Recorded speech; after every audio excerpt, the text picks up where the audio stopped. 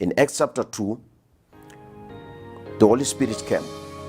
And the first thing the Holy Spirit did when he came was not prophecy, because it was already there.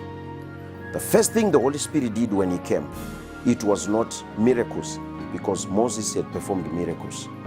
It was to change the language of the church. The church began to pray and speak in other tongues. Because the first church spoke in other tongues, miracles were happening. They continued in the breaking of bread, and they increased daily. Israel was already teaching the Bible before Acts chapter number 2 with Pharisees, Sadducees, and scribes. But the gospel had no power because the language had not yet been restored by God.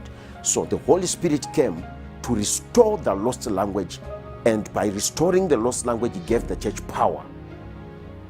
And how did the world come to decide that speaking in tongues should be removed from church? You're not a church leader. You're carnal. You're not in the spirit. You're not in the spirit. You're praying in your natural mind. You're praying in academics. You're praying intellectually. You cannot delve into the heart of God in the most pure way. Human beings, no matter how meticulous we may be, no matter how self-righteous we may be, we cannot fully conceive and understand the will and the doings of God.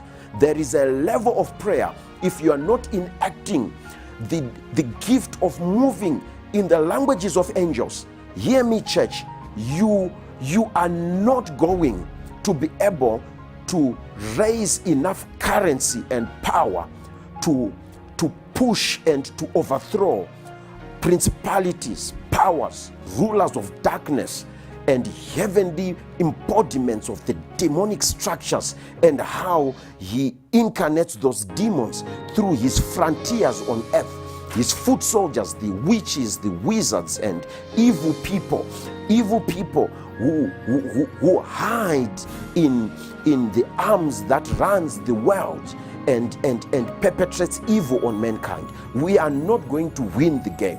We are not going to win the game with the Islams, who has got $1 trillion funding. We are not going to win the war with the Buddhas, who have a multi-billion-dollar funding. We are not going to win the war with the Freemasons, who are controlling the major arms of economies of the earth and the decision-making bodies of the earth. We are not going to move that.